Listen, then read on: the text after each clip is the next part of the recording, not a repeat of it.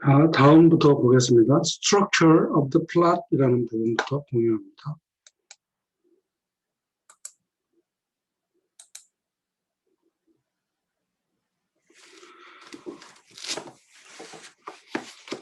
A good plot should have a beginning, middle, and an end. 뭐 항상 하는 얘기죠. 그다음에 beginning은 다음처럼 나누어집니다. Exposition, 전개하는 거죠. Beginning contains the exposition or the setting forth of information about earlier events, the identity of characters, and the present situation. 지금까지 어떤 일이 있었는지 정보를 제공하고 또 캐릭터는 어떤 사람인지 현 상황은 어떤 건지 이런 것을 처음부터 이렇게 전개해서 보여주는 것을 말합니다.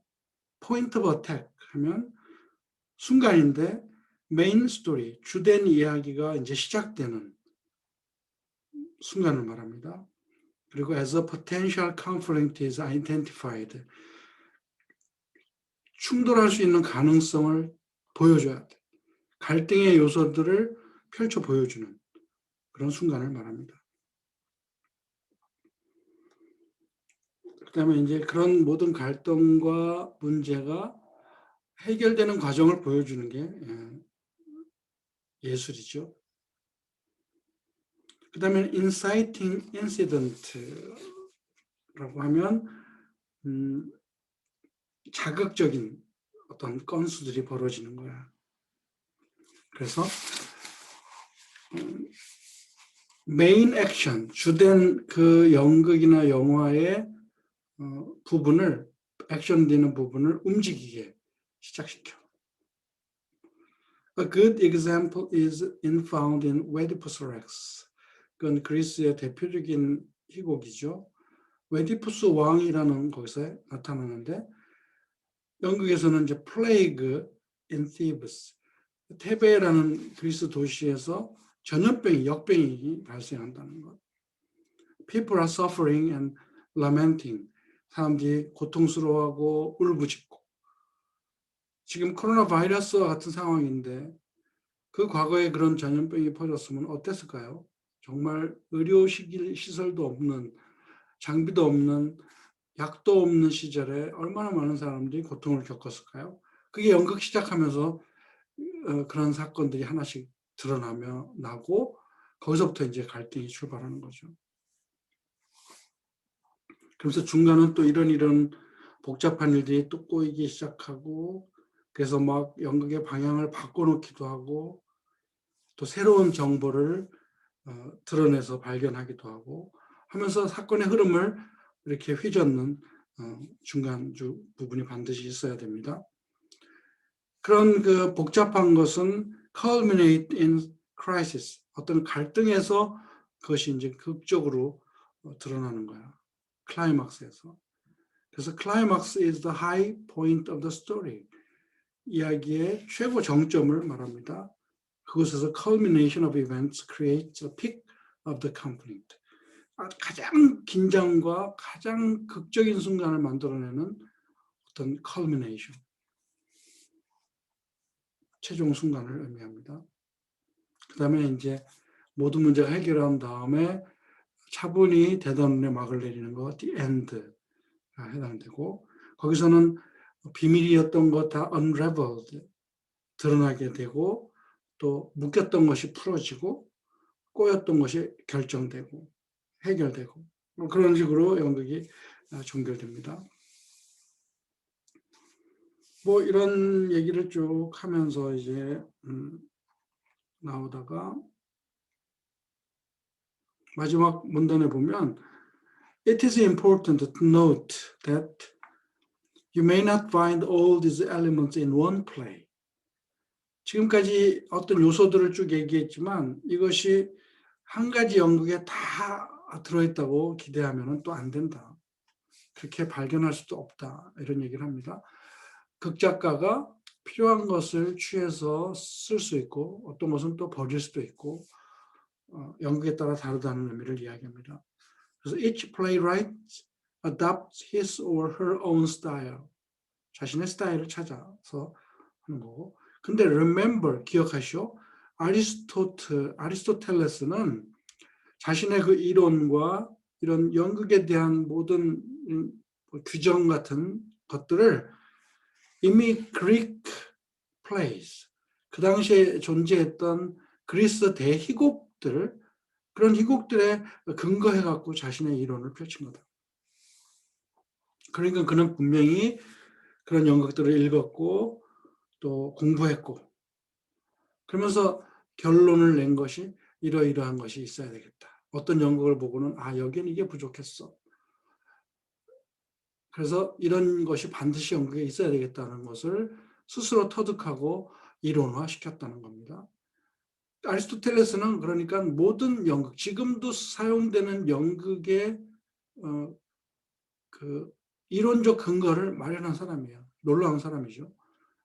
아리스토텔레스가 살던 시절의 사람들이 지금 우리하고 너무 다른 거야. 천재 같은 사람들인 거죠. 그거는 중국에도 있었잖아요. 중국에 있던 사람들도 그 놀라운 말들을 한 사람들이 다 그 시절이거든. 그 정신적으로 위대한 인류의 역사에 있었던 순간들입니다. 아리스토텔레스는 그런 말을 이미 했어요. 그러니까 연극에 대해서 누가 아무리 말해도 아리스토텔레스의 범위를 벗어날 수 없습니다. 그 사람이 다 얘기를 이미 다 했어요. 자, 그다음에 types of plot, 플롯의 종류에 대해서 이야기를 하는데, 아까 얘기한 것처럼 비극, 희극, 로맨스, 이런 게 어떤 이야기의 어떤 모양이라는 뜻이요, 타입. 그래갖고 tragic effects of comedy, 아니면 satire, 풍자, romance, 사랑 이야기. However, all plays do not have what we might call good plots. 그렇다고 해서 모든 드라마가 우리가 생각하는 좋은 플롯을 다 갖고 있지 않습니다. 처음 시작, 중간, 종결 부분을 딱 계획대로 딱딱딱 갖고 있지 않습니다. 너무 일정한 패턴을 또 유지하면 또 단순해서 재미없죠. 그래서 헐리우드 영화를 저는 별로 안 좋아합니다. 너무 패턴화가 돼 있어. 주인공과 갈등이 벌어지는 것도 너무 비슷하고, 최종 결론도 마찬가지고. 한 가지 좋은 점은 뭐냐면 반드시 정의가 이루어진다는 거. 그래서 악이 진멸한다는 거. 그것은 내가 나중에 한국 드라마의 어떤 오점과 비교하면서 얘기할 기회가 있겠어요. 헐리우드 영화의 좋은 점은 후련한 거예요. 악이 그대로 넘어간 적이 없어. 그런데 한국 드라마는 흐지부지 끝나요. 우리나라 정치판 같아. 죄를 지은 놈도 무죄로 다 풀려나고 뒤끝이 없어요. 너무나 그걸 뒤끝이 없다고 말할 수 있나? 뒤끝이 깨끗하지가 못해. 왜? 정의가 이루어지지 않기 때문에. 그래서 영화에서는 이런 말이 있죠. poetic justice.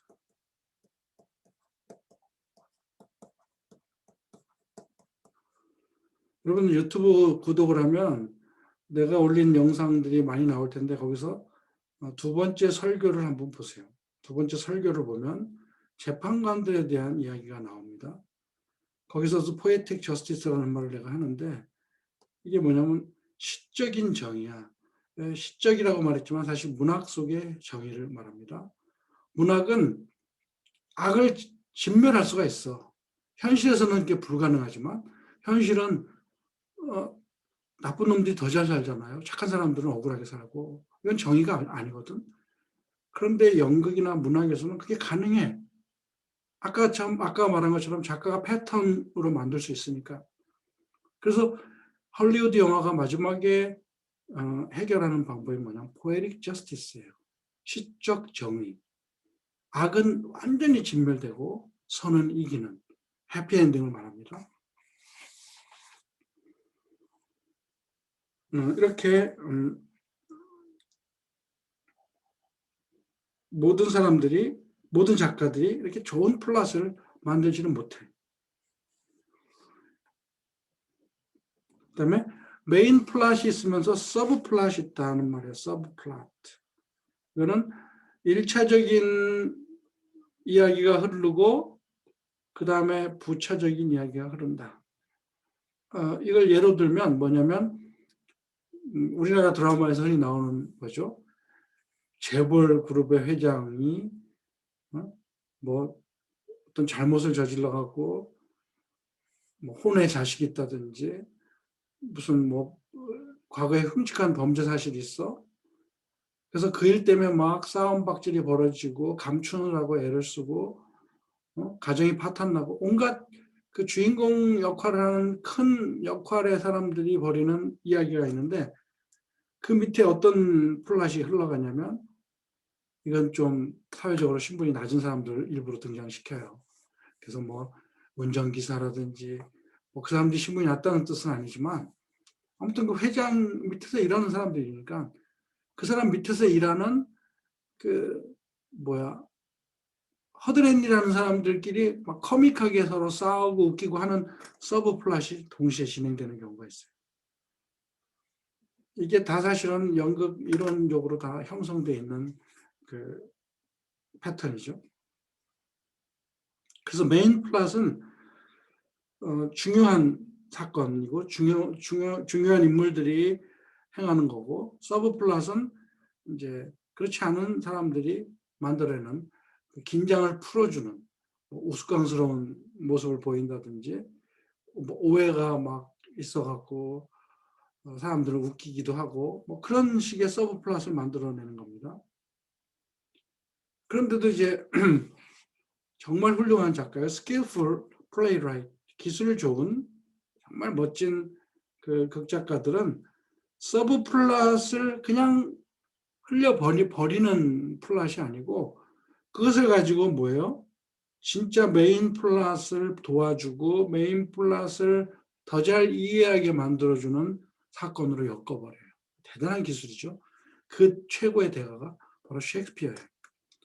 셰익스피어는 막 엄중하고 장엄하고 심각한 주인공들의 그 어둡고 죽음과 막 암울함이 가득한 그 메인 플롯이 흐르는 중에 광대들을 등장시켜갖고 인생을 막 조롱하고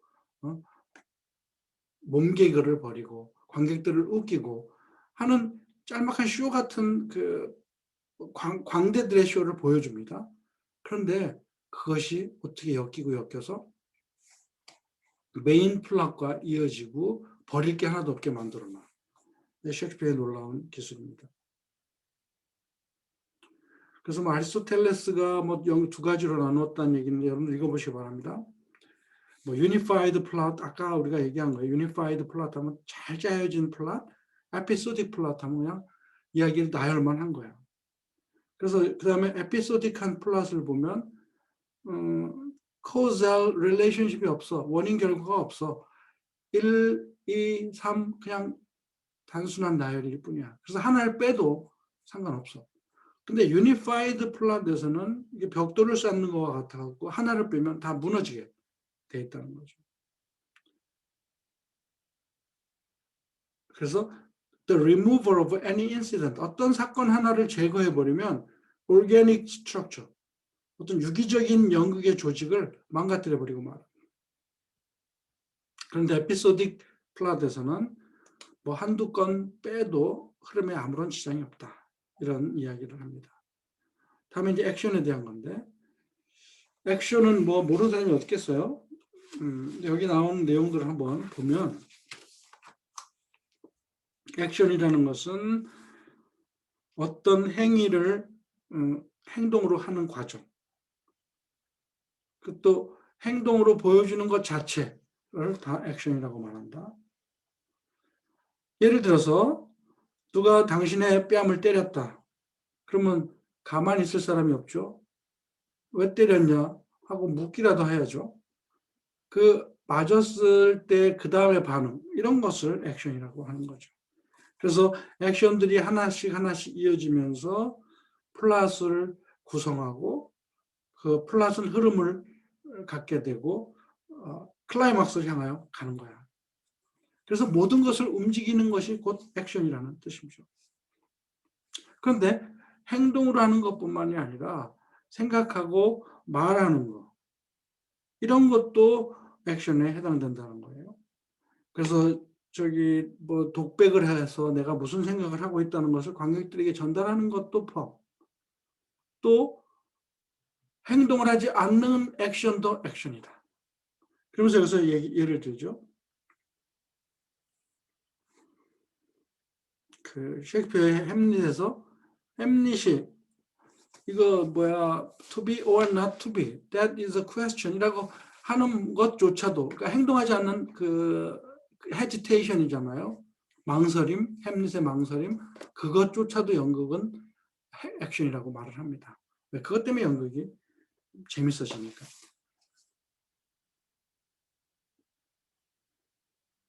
그리고 모든 액션에는 그 reason, 이유가 있어야 된다. 이게 이제 마지막에 나오는 이야기죠.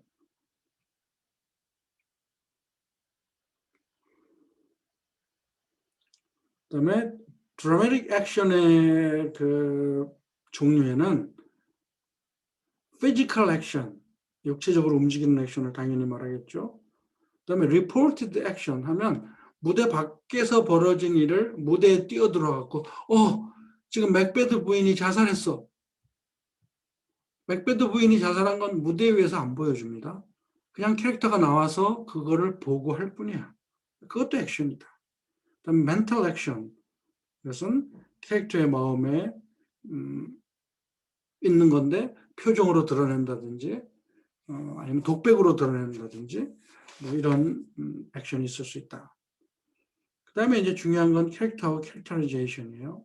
인물과 인물화하는 과정, 인물화를 만드는 거. Characterization is the playwright's imaginative creation of characters that can effectively dramatize his or her story. 인물화라는 것은 극작가의 어떤 상상력으로 창조한 거다. 누구를? 인물을 창조하는 것. 그것을 캐릭터라이제이션이라고 한다. 바로 그것이 자신의 이야기를 극적으로 효과적으로 만들 수 있게 하는 연기자들. 그래서 액션 오브 더 플레이, 희곡의 행동은 바로 그런 캐릭터를 통해서 보여줍니다. He or she does so by imbuing the characters with certain recognizable human traits and qualities. 어떤 인간의 장점이라든지 특징들이나 인식할 수 있는 것, 저 사람은 어떤 사람이다라고 우리가 볼 수 있을 정도로 보여주는 그 캐릭터의 모습을 흡수한 상태로 자기가 그 인물이 돼버리는 거야. 그게 캐릭터의 역할이죠. 이러한 퀄리티는 피지컬한 어트리뷰트, 육체적인 점도 있고 도덕적인 것도 있고 심리적이고 그다음에 감성적인 것. 그다음에 their attitude towards other character, 다른 인물들에 대한 태도, 겸손하다, 교만하다, 아주 뭐 인색하다, 후하다, 뭐 이런 상황이나 인물들에 대한 그런 태도도 해당됩니다.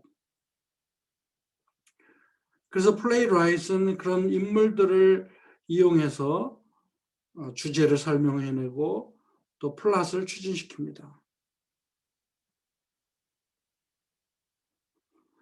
The ability to craft the play. 연극을 만들어낸 능력은 어떤 방식으로?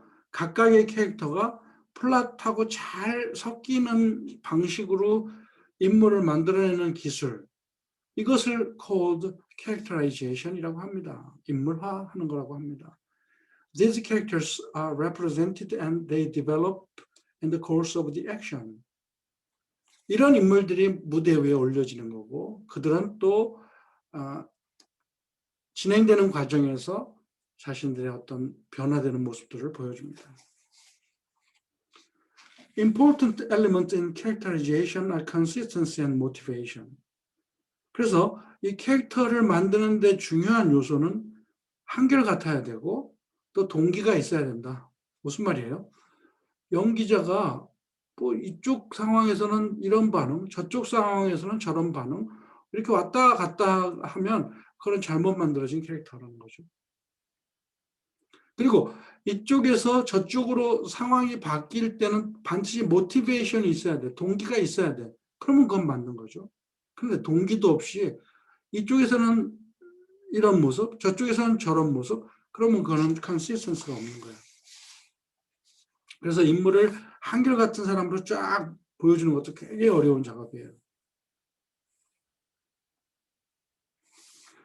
이런 것이 성격을 만드는, 그래서 개성을 창조하는 것을 캐릭터라이제이션이라고 하고, 거기서 만들어진 사람을 캐릭터라고 합니다. 그러면 이제 캐릭터의 종류가 나오죠. 자, 캐릭터의 종류, 이것은 다음 시간에 하는 걸로 하겠습니다. 이거 길어서 또 중간에 끊어야 될 것 같아요. 끊느니 한 번 더 하는 걸로 하겠습니다. 자, 이번 시간은 또 이것만 하고 마치겠습니다. 자, 다음 시간에 만납시다.